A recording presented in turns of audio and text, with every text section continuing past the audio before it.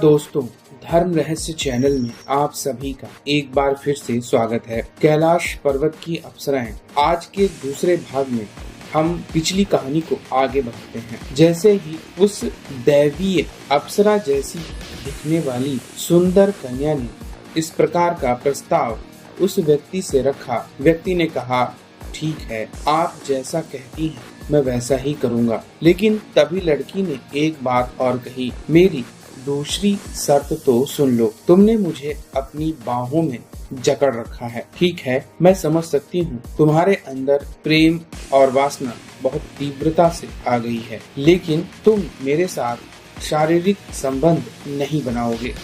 यह मेरी दूसरी शर्त है, लेकिन मैं तुम्हें छोड़कर भी नहीं जाऊंगी जब तक तुम मुझे पकड़ के रखोगे। उस व्यक्ति ने कहा, ठीक है। आवेश में आकर उसने दोनों शर्तें मान ली थीं, लेकिन जब वह उस कन्या को देखता तो सारी बातें भूल जाता था और इसी प्रकार वह उस पानी से बाहर निकलकर आ गए। वह लड़की उसकी बाहों में ही तब तक रही, लेकिन अभी तक जो चीजें आनंद प्रदान कर रही थी, अब बीच की अवस्था में वह पुरुष लटक गया था। एक तरफ तो वह उससे प्रेम करना चाहता था, उसके शरीर का पूरा आनंद लेना चाहता था, लेकिन शर्त की वजह से वह ऐसा नहीं कर सकता था। और दूसरी तरफ उसे अब भूख भी लग रही थी, तो अगर उसने उस कन्या को अपनी बाहों से छोड़ दिया तो फिर कैसे वह भोजन को प्राप्त करेगा। इधर कन्या उसके हाथ से हमेशा के लिए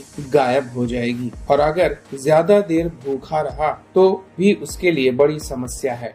वह सोचता है, चलो इसका कोई हल निकाला जाए और यह लड़की ही मेरी मदद कर सकती है। तो उसने उससे कहा, सबसे पहले मैं आपके विषय में जानना चाहता हूँ। आप मुझे बताइए, आपका नाम क्या है, आप कौन हैं और इतनी सारी कन्याओं के साथ आप यहाँ पर क्या कर रही थी। तब वह मुस्कुराते हुए बोली, हे मेरे प्रिय, सुनो, हम सभी स्वर्ग की अप्सराएं हैं, किंतु जब भगवान शिव की आराधना का विशेष पर्व स्वर्ग में मनाया जाता है, तब हम लोग कैलाश पर्वत श्रेणी पर आ जाती हैं और यहाँ कुछ मास तक रहकर भगवान शिव की आराधना करती हैं। तभी हम लोग इस पूरे हिमालय प्रदेश में इधर उधर घूमती रहती हैं। मैं अपनी सखियों के साथ यहाँ पर आई थी और तभी हम सबने विचार किया, यहाँ नीचे पानी में उतर कर देखा जाए। धरती का आनंद लेना बड़ा ही अच्छा लगता है। यह सुख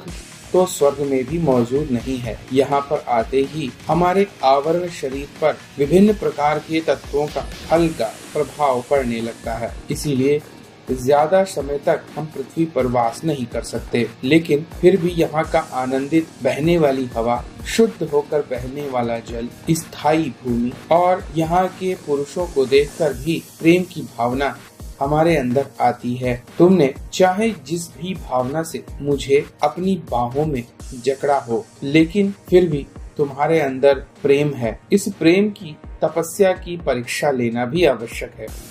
तब उस व्यक्ति ने कहा, वह तो मैं देख ही रहा हूँ, आपने विचित्र सी शर्त रखी है। अगर मैंने आपको अपनी बाहों से अलग किया तो आप हवा में उड़ जाएंगी, और अगर मैंने ऐसा नहीं किया तो मुझे बहुत भूख लग रही है। कब तक मैं आपको पकड़े रख सकता हूँ और आपको देखकर तीव्र वासना भी जागृत होती है। मैं स्पष्ट कहूँगा, आपसे कुछ छिपाना नहीं चाहता। मैं आपसे शारीरिक रूप से प्रेम भी करना चाहता हूँ, किंतु वह भी आपने मना कर रखा है। आपकी इज्जत करता हूँ, इसलिए मैं ऐसी ही अवस्था में रहूंगा। अप्सरा प्रेम पूर्वक उस पुरुष को देखती रही। तब उसने कहा, अच्छा चलो ठीक है, तुम्हारी वास्तविक इच्छा क्या है और तुम्हारा प्रेम कितनी क्षमता रखता है, यह तो जानना आवश्यक ही है। क्या तुम मुझसे विवाह करके आजीवन मेरे साथ रहना चाहते हो, या फिर मेरे शरीर का उपभोग करना चाहते हो और उसके बाद मुझे जाने देने की आज्ञा प्रदान करोगे।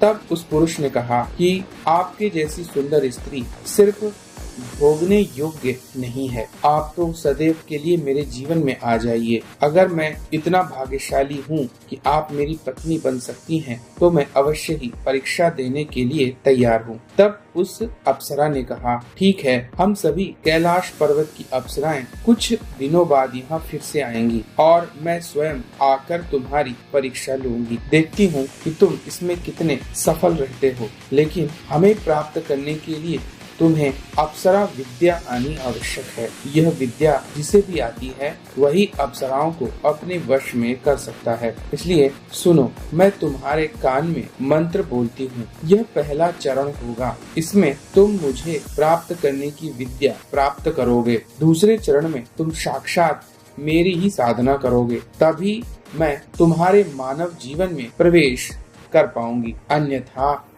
तुम मुझे खो दोगे। यह सुनकर वह व्यक्ति कहने लगा, अवश्य मैं सिद्धिवान बनना चाहता हूँ और आपको प्राप्त करने के लिए अपने प्राणों तक पर खेल जाऊंगा, इसलिए आप मुझे मार्ग बताइए। तब अप्सरा ने प्रेम पूर्वक उसके गले लगते हुए उसके कान में कुछ विशेष प्रकार के मंत्रों को बोला और कहा, ध्यान पूर्वक इस विधि का प्रयोग 1 मास तक करो। 1 मास के अंदर मैं दोबारा यहाँ आऊंगी तुम्हारी परीक्षा लेने के लिए। दूसरे चरण में अगर तुम सफल रहते हो तो अवश्य ही हो सकता है तुम्हारी इच्छा पूर्ण हो जाए और मैं तुम्हें अपना स्वामी बना लूं। इस प्रकार यह कहते हुए तब उस पुरुष ने कहा, ठीक है, मैं आपकी बताए गए इस मार्ग को अवश्य ही पूर्ण करूंगा, इसलिए आप मुझे भी मेरे हाथ पर अपना हाथ रखकर वचन दीजिए। तब अप्सरा ने उस पुरुष के हाथ पर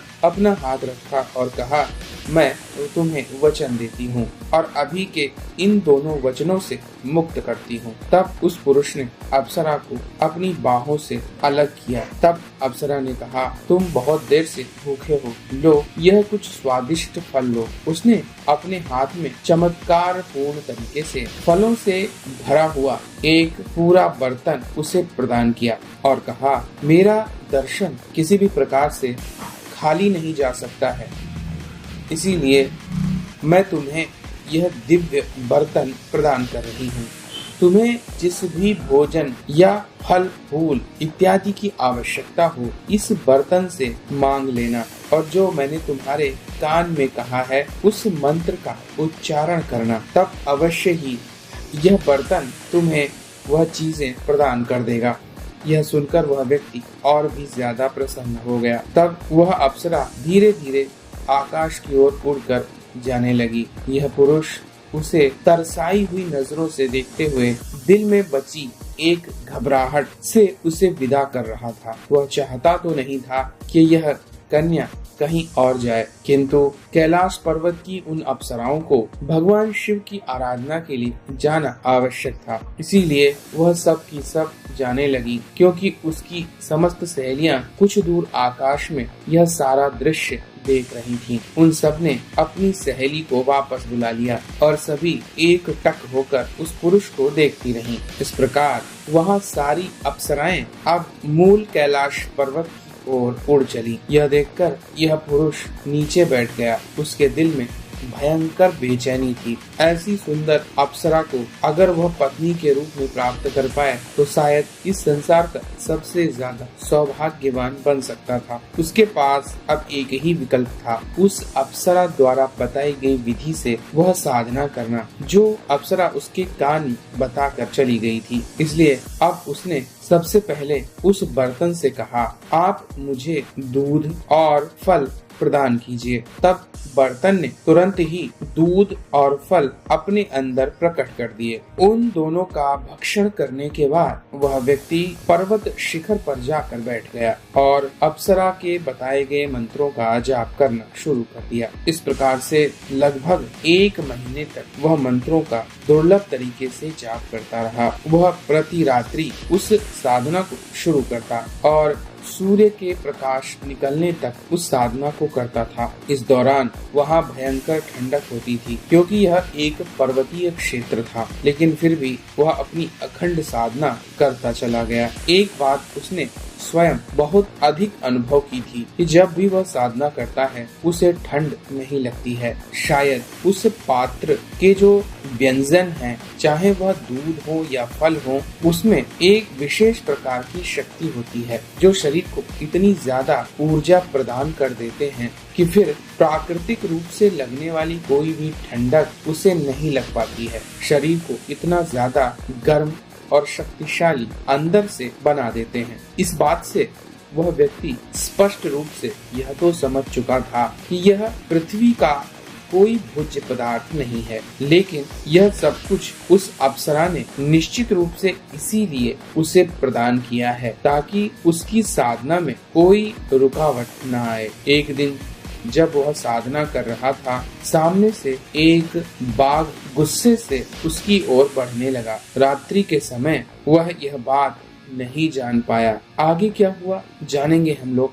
अगले भाग में। और अगर इस अप्सरा की साधना की जानकारी आप लोग प्राप्त करना चाहते हैं तो इसे मैं इंस्टा मोजो पर अवश्य ही प्रसारित करूंगा। आप सभी का दिन मंगलमय हो। जय मां पराशक्ति।